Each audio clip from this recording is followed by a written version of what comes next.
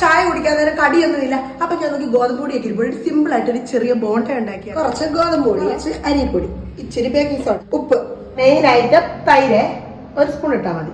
കുറച്ച് കൊച്ചുള്ളി വേണം, ആവശ്യത്തിന് പച്ചമുളക്, ഇഞ്ചി, കറിവേപ്പില, ജീരകം. ജസ്റ്റ് ഒന്ന് ചതച്ചെടുക്കാവേ. നേരെ ഇതിനകത്തോട്ട് ഇട്ട് കൊടുക്കണേ. ഒന്ന് ഇളക്കി കൊടുക്കാവേ. ഇനി നമുക്ക് കുറേശ്ശെ വെള്ളം ഒഴിച്ച് ഇളക്കിയെടുക്കാം. കൈ ഇതൊക്കെ ഇങ്ങനെ വിട്ട് വരണം. ഏതായാലും ഇതൊരു 10 മിനിറ്റ് നമുക്കൊന്ന് മാറ്റി വെക്കാം. നമുക്ക് ഇട്ട് കൊടുക്കാവേ. ഇത് ഒറിജിനൽ ബോണ്ടയൊന്നുമല്ല കേട്ടോ, വകയിലേതോ അമ്മാവനായിട്ടൊക്കെ വരും. ഞാൻ പിന്നെ അത് ബോണ്ടായിട്ടൊക്കെ വേരിട്ടതാണ്. ഇത് സൈഡ് മൂത്തിന് നമുക്ക് തിരിച്ചിട്ട് കൊടുക്കാവേ. എല്ലാം മൂത്തിട്ടുണ്ട്, നമുക്ക് എടുക്കാവേ. സംഭവം എല്ലാം സെറ്റായിട്ടുണ്ട്. ഞാനൊരു ചട്നി സെറ്റ് ചെയ്ത് ഇനി നമുക്കത് കഴിച്ചു നോക്കാം.